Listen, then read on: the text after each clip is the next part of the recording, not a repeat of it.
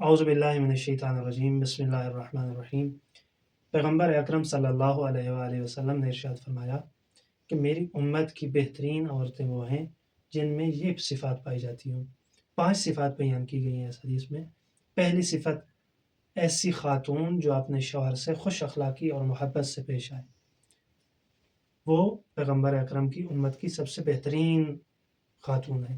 دوسری، اپنے خاندان میں محترم اور باعزت رہیں اور اپنے شوہر کے سامنے ذلیل اور نیازمند رہیں، یعنی شوہر کے سامنے تکبر نہ کرے، فخر نہ کرے، شوہر کے سامنے اس کی عزت اور احترام کرے۔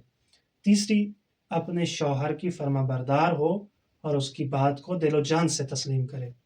چوتھی، صرف اپنے شوہر کے لیے بناؤ سنگار کرے تاکہ ان کا شوہر ان سے اور زیادہ محبت کرے۔ پانچویں، اپنے میکے میں شوہر کا غیر معمولی احترام کرے، یعنی اپنے میکے میں جب جائے تو اپنے شوہر کا حد سے زیادہ احترام کرے۔ آپ صلی اللہ علیہ وآلہ وسلم نے تو یہاں تک بھی فرمایا ہے کہ اگر غیر خدا کے سامنے سجدہ کرنے کی اجازت ہوتی تو میں خواتین کو اجازت دیتا، بلکہ حکم دیتا کہ اپنے شوہر کو سجدہ کرے۔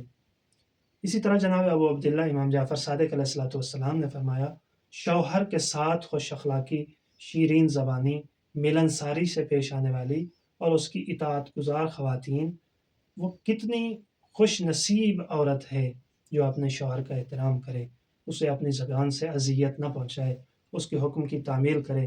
اچھی تابعدار، نیک پارسا عورت ایک مفلوق الحال مرد کو بھی بادشاہ بنا دیتی ہے۔ تو ایک خاتون ہی ہے جو اپنے شوہر کی عزت اور احترام کے ساتھ اس کو مزید خوبصورت بنا دیتی ہے۔ خداوند متعال ہماری خواتین کو ان صفات پر عمل کرنے کی توفیق عنایت فرمائے۔